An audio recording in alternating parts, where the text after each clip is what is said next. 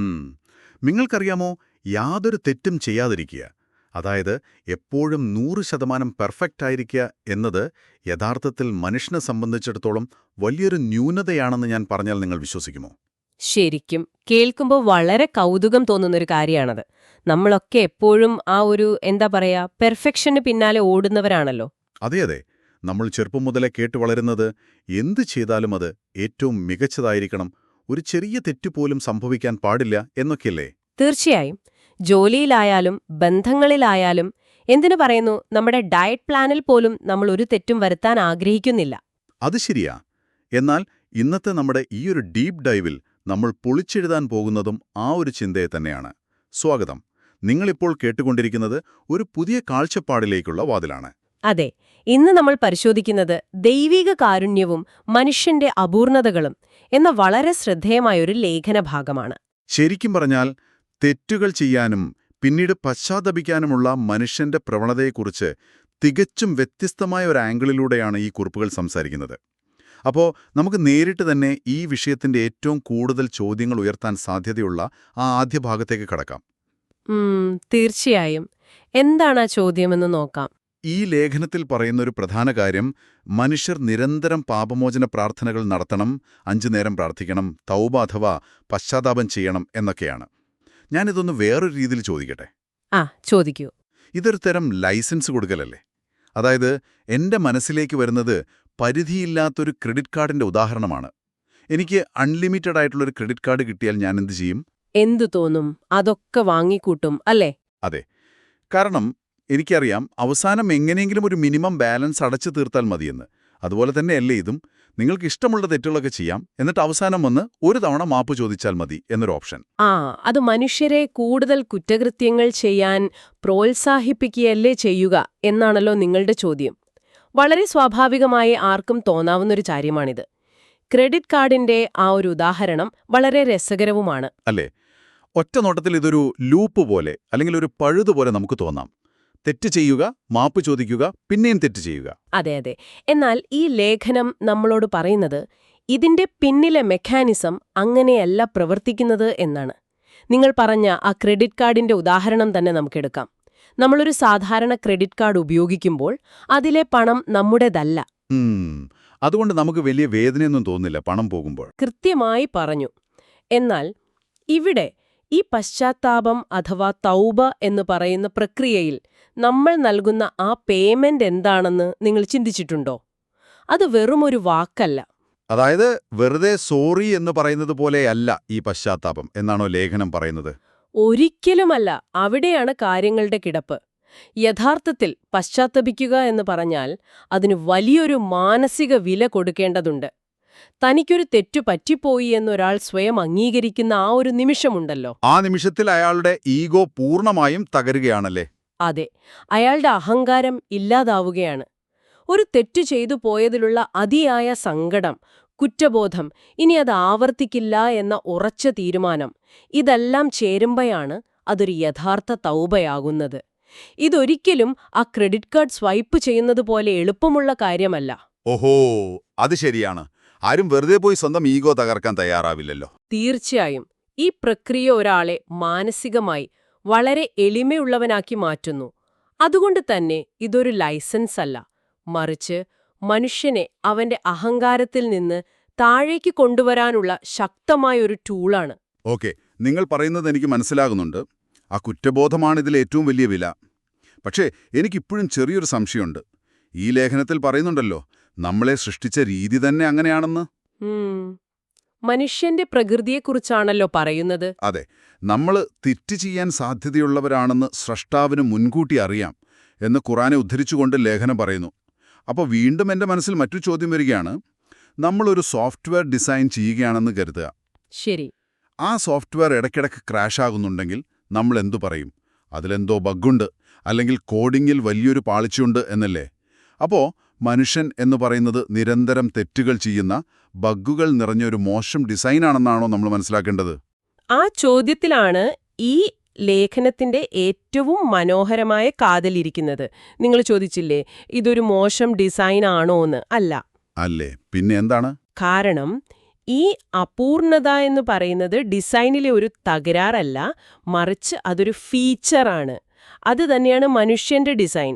ലേഖനത്തിലെ വളരെ ശ്രദ്ധേയമായൊരു വാക്ക് ഉപയോഗിക്കുന്നുണ്ട്, Puritanism. Puritanism, അതായത് ഒരു യാന്ത്രികമായ പെർഫെക്ഷൻ.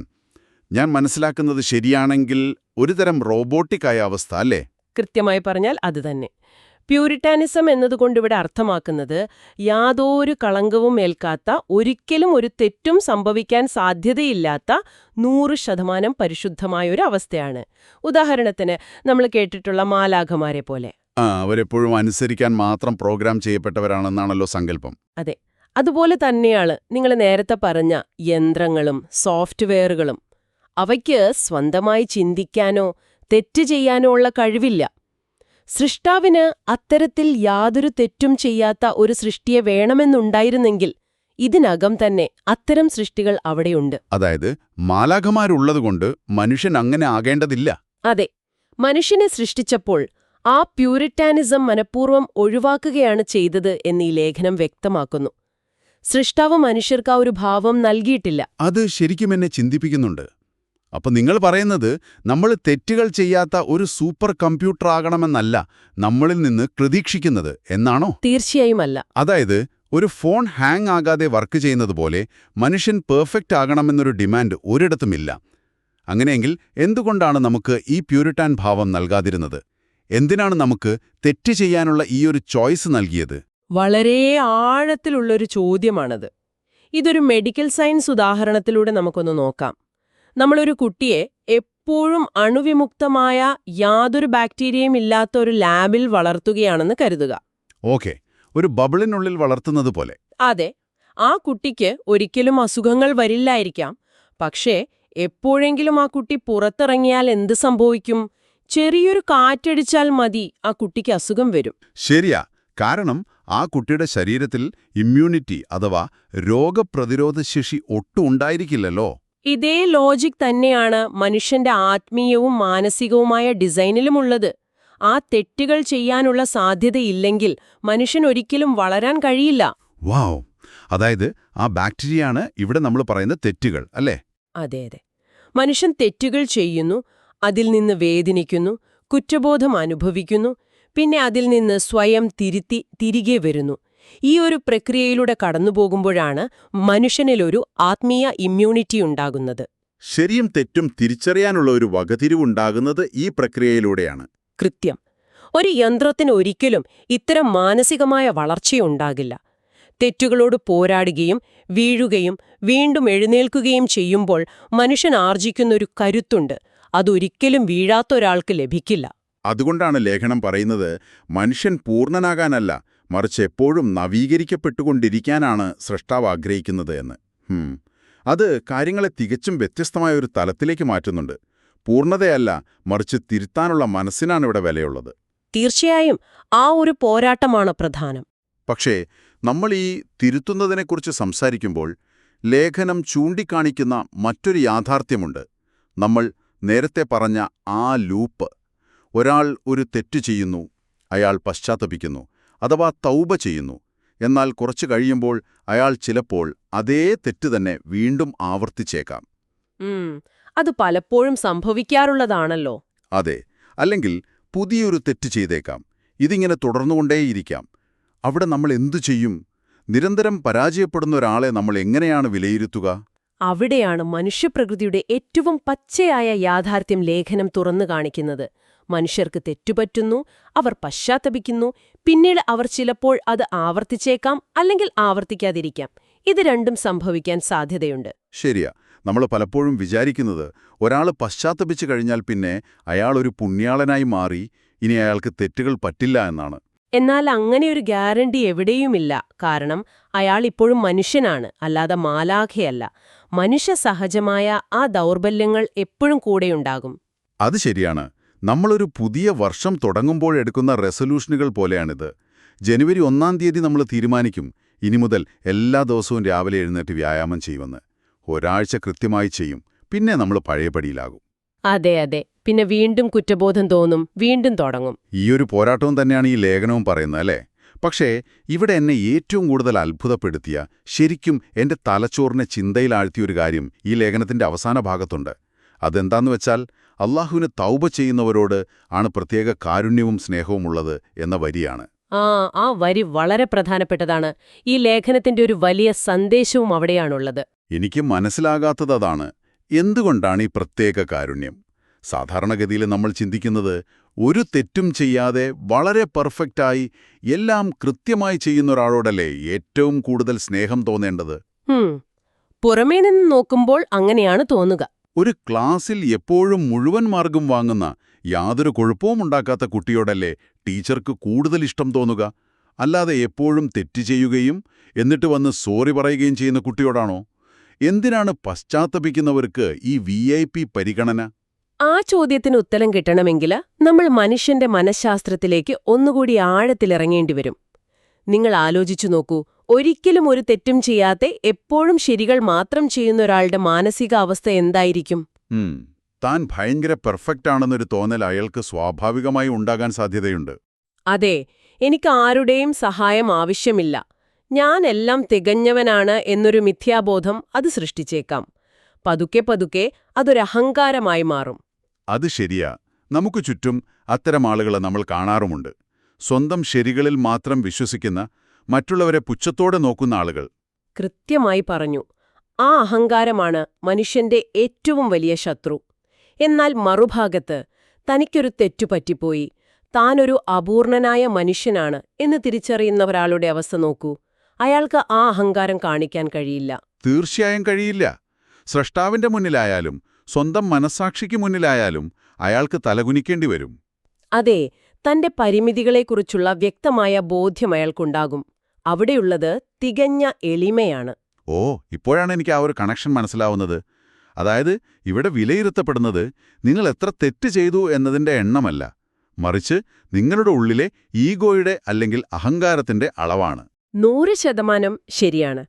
ആ എളിമയ്ക്കാണ്, ആ വിനയത്തിനാണ് സ്രഷ്ടാവിന്റെ ഈ പ്രത്യേക കാരുണ്യം ലഭിക്കുന്നത്. തെറ്റു ചെയ്തില്ല എന്നതിലല്ല കാര്യം, മറിച്ച് തെറ്റ് സംഭവിച്ചപ്പോൾ അതിൽ നിന്നും പാഠം ഉൾക്കൊണ്ട് തന്റെ ദൗർബല്യം അംഗീകരിച്ച് തിരിച്ചുവരാൻ കാണിക്കുന്ന ആ മനസ്സിനാണ് അവിടെ മാർക്ക് വീഴുന്നത്. അതുകൊണ്ടാണ് നമ്മൾ തുടക്കത്തിൽ പറഞ്ഞത്, നിരന്തരമായ ഈ പശ്ചാത്താപം കുറ്റകൃത്യങ്ങൾ ചെയ്യാനുള്ള ലൈസൻസ് അല്ല എന്ന്. അതെ, കാരണം അഹങ്കാരത്തോടെ തെറ്റ് ചെയ്യുന്ന ഒരാൾക്കല്ല ഈ കാരുണ്യം ലഭിക്കുന്നത്, മറിച്ച് തന്റെ അപൂർണതയോർത്ത് സങ്കടപ്പെടുന്ന, അതിൽ നിന്നും പുറത്തു കടക്കാൻ ആത്മാർത്ഥമായി ശ്രമിക്കുന്ന ഒരാൾക്കാണ്. ആ നിരന്തരമായ ശ്രമമാണ് മനുഷ്യനെ ജീവനുള്ളവനാക്കുന്നത്. ഇത് ശരിക്കും വലിയൊരു തിരിച്ചറിവാണ്.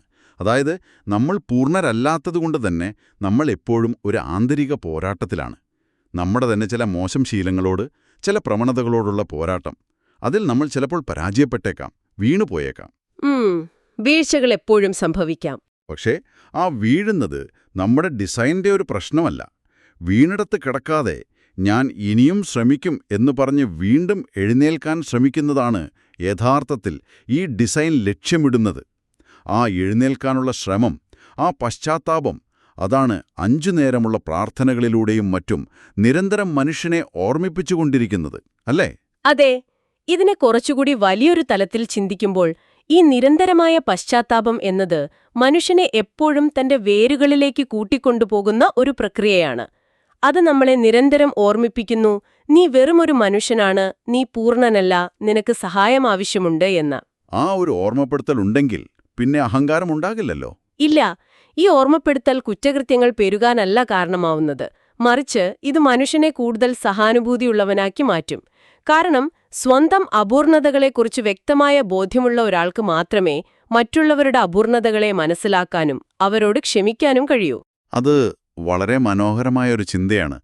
തെറ്റുകളില്ലാത്ത, ഒരു പോറലുമേൽക്കാത്ത അവസ്ഥയല്ല, മറിച്ച് തെറ്റ് സംഭവിച്ചാൽ അതിൽ നിന്ന് തിരികെ നടക്കുന്ന ആ മനസ്സാണ് ഇവിടെ ഏറ്റവും വലിയ സുഹൃതമായി കണക്കാക്കപ്പെടുന്നത്.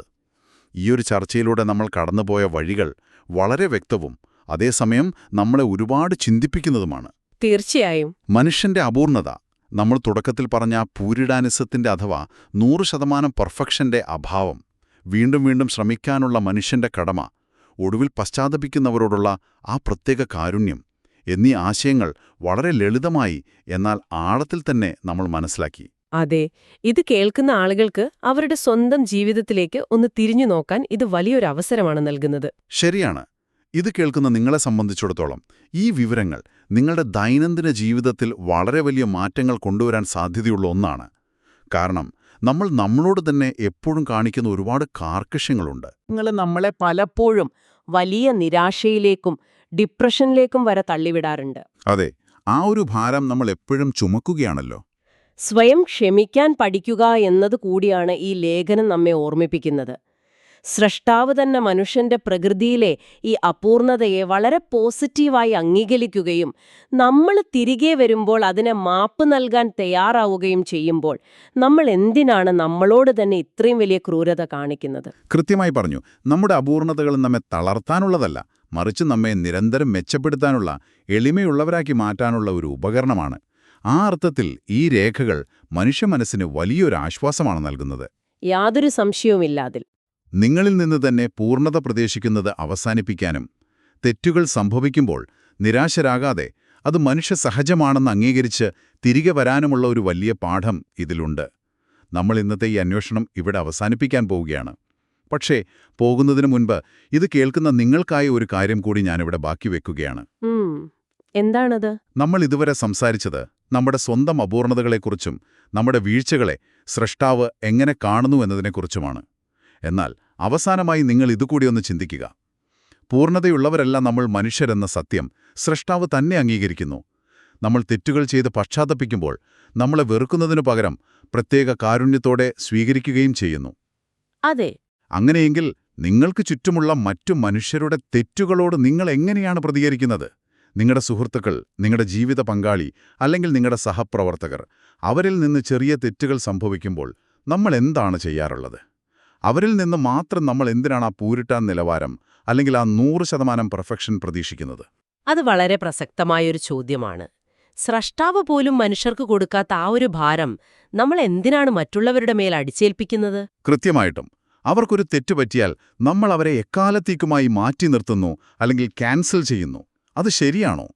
അടുത്ത തവണ നിങ്ങളൊരു യന്ത്രത്തെ നോക്കുമ്പോൾ ഓർക്കുക, അത് യാതൊരു തെറ്റും കൂടാതെ പൂർണ്ണതയോടെ പ്രവർത്തിക്കാൻ വേണ്ടി മാത്രം നിർമ്മിക്കപ്പെട്ടതാണ്. എന്നാൽ നിങ്ങൾക്ക് ചുറ്റുമുള്ള മനുഷ്യരെ നോക്കുമ്പോൾ ഓർക്കുക, നമ്മളാരും യന്ത്രങ്ങളല്ല. അല്ല, നമ്മൾ വീഴാൻ സാധ്യതയുള്ളവരാണ്. അതെ, ആ വീഴ്ചകളിൽ നിന്ന് പരസ്പരം കൈപിടിച്ചുയർത്താൻ നമ്മൾക്കും ആ കാരുണ്യം കാണിക്കാൻ കഴിയില്ലേ? ഈയൊരു ചിന്ത നിങ്ങൾക്ക് മുൻപിൽ വെച്ചുകൊണ്ട് ഇന്നത്തെ നമ്മുടെ വിശകലനം നമ്മൾ പൂർണ്ണമാക്കുകയാണ്. ഒപ്പം ചേർന്നതിന് വലിയ നന്ദി. വീണ്ടും കാണാം.